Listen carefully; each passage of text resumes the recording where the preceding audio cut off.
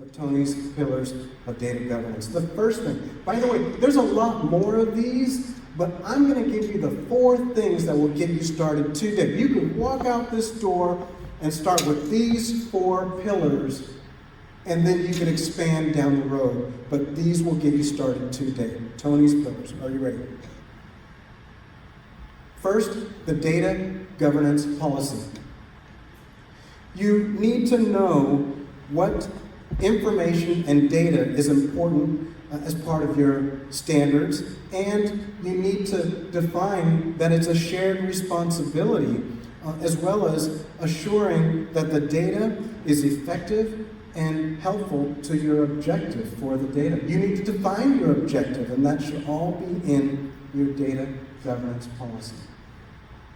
Step 1. Step 2, the data catalog, which is on the right-hand side here. We talked about this. Where is your data coming from? What source? And when you find out what source, are you questioning that source? Are you making sure that data meets your needs? And so the data catalog enables you to know where all the data is, right? We always talk about, hey, the bodies are hidden over there behind that door. This is what the data catalog is. All the data that you need is listed here, as well as the data risk and the value of that data. Data catalog, that's the second one.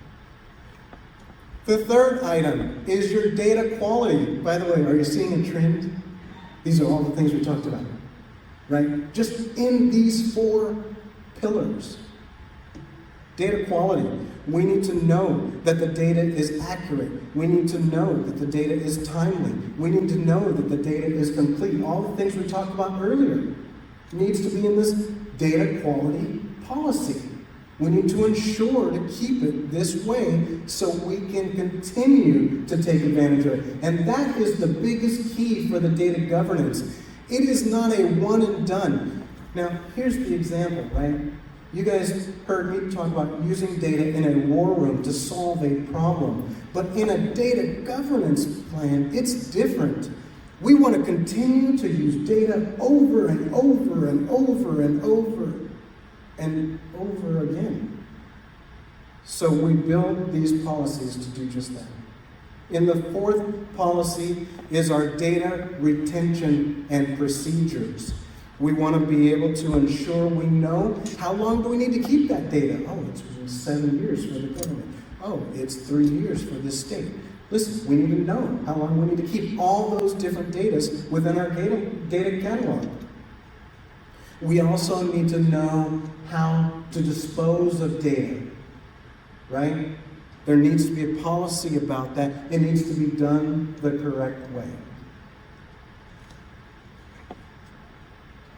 By the way, just out of curiosity, the one who has the data policy, I can see you, sorry, but I don't see your name. Do you have these 4 pillars in your data policy, in your data governance? We have some of them, okay.